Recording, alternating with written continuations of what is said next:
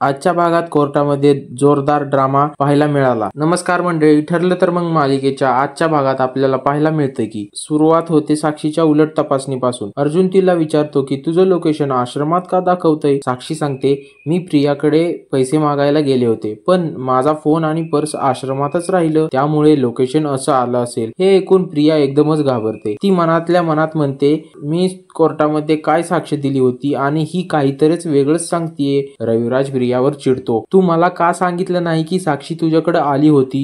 प्रिया गप्पच होते, काहीच उत्तर देता येत नाही तिला।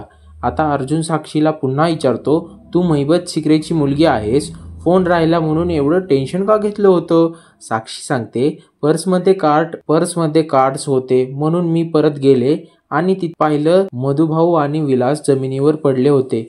विलासच्या छातीतून रक्त येत होतं।